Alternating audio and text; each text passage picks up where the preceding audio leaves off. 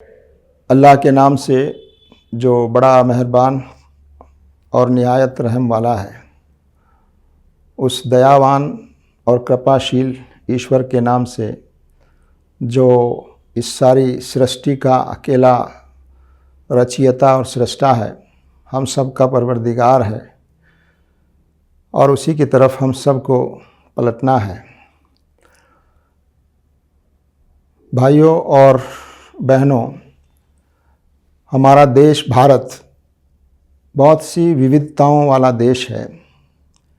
यहाँ अलग अलग धर्म, अलग अलग आस्थाएं पाई जाती हैं। यहाँ बहुत सी भाषाएं बोली जाती हैं। यहाँ की संस्कृति हर क्षेत्र की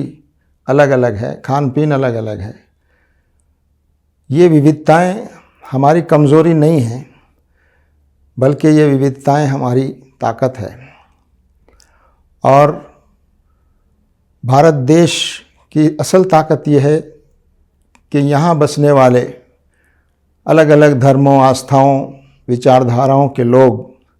आपस में मिलजुल कर यहाँ रहते आए हैं। लेकिन हम देख रहे हैं पिछले कुछ समय से कि हमारे समाज में अब दूरियां बढ़ाई जा रही हैं, लोगों के बीच शंकाएं पैदा की जा रही हैं और लोगों में घृणा और नफ़रत पैदा करने की कोशिशें भी बहुत से स्वार्थ के कारण और राजनीतिक कारणों से की जा रही हैं, जिससे हमारा समाज और हमारा देश और उसकी प्रगति और उसकी शांति प्रभावित हो रही है। जमात-ए इस्लामी हिंद ये समझती है कि ऐसे वातावरण में जब देश में, समाज में दूरियां बढ़ाई जा रही हों, बढ़ रही हों, शंकाएं बढ़ रही हों, एक दूसरे से विश्वास कम हो रहा हो और एक दूसरे के खिलाफ नफ़रत और घृणा फैल रही हो, फैलाई जा रही हो, तो जमात इस्लामी हिंद का ये मानना है कि हमारे देश में आपसी सद्भावना और भाईचारे को मजबूत करने और बढ़ाने की आवश्यकता है। और ये हमारे देश की प्रगति के लिए, हम सब के लिए बहुत ही आवश्यक है। जमात इस्लामी हिंद ने ये प्रयास किया है कि हर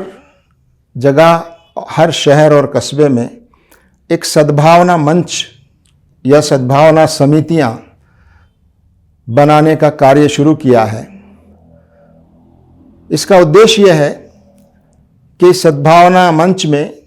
अलग अलग धर्मों के लोग, आस्थाओं के लोग, विचारधाराओं के लोग आपस में इस मंच के माध्यम से आपसी भाईचारे को बढ़ावा दें, आपस में संवाद स्थापित करें, एक दूसरे को जानने की कोशिश करें। और हमारे देश के संविधान में जो 4 मूल्य रखे गए हैं, समानता, स्वतंत्रता, न्याय और भाईचारा और प्रेम, इन मूल्यों को बढ़ावा दिया जाए, मजबूत किया जाए, आपस में मेल जोल बढ़े, आपस में मिलजुल कर हम समाज की समस्याओं पर विचार करें, समाज में नैतिक मूल्यों को बढ़ावा देने का प्रयास करें, समाज में जो गलत रीतियां और गलत रिवाज पाए जाते हैं या जो बुराइयां पाई जाती हैं, उन बुराइयों में के खिलाफ हम सब मिलकर आपसी सहमति के साथ उनको रोकने का और उनको कम करने का प्रयास करें। हम समझते हैं कि पूरे देश में इस तरह के सद्भावना मंच और सद्भावना समितियों का गठन किया जाना चाहिए और जमात इस्लामी हिंद समाज के दूसरे लोगों के साथ मिलकर, अलग अलग धर्मों के लोगों के साथ मिलकर शहर में, गांव में, कस्बे में हम चाहते हैं कि ये सद्भावना मंच का एक पूरा जाल बिछाया जाए। पिछले कुछ कोशिशों से देश के विभिन्न भागों में तकरीबन 1000 से ज़्यादा सद्भावना मंच काम कर रहे हैं और हम प्रयास कर रहे हैं, कोशिश कर रहे हैं कि इन अगले 3-4 सालों में हम 1000 सद्भावना मंच और देश में कायम करें। साथ ही इन सद्भावना मंचों से हम युवा पीढ़ी को जोड़ें और नौजवानों को इस सद्भावना मंच का हिस्सा बनाएं, या आवश्यकता हो तो नौजवानों के अलग से मंच बनाएं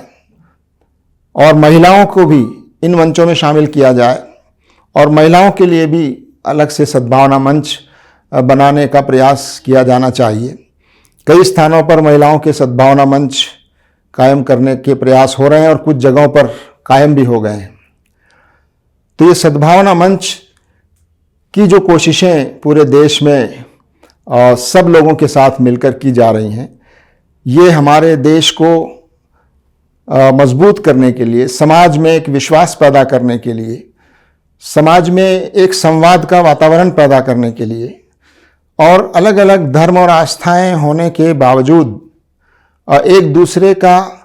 सम्मान करने का एक माहौल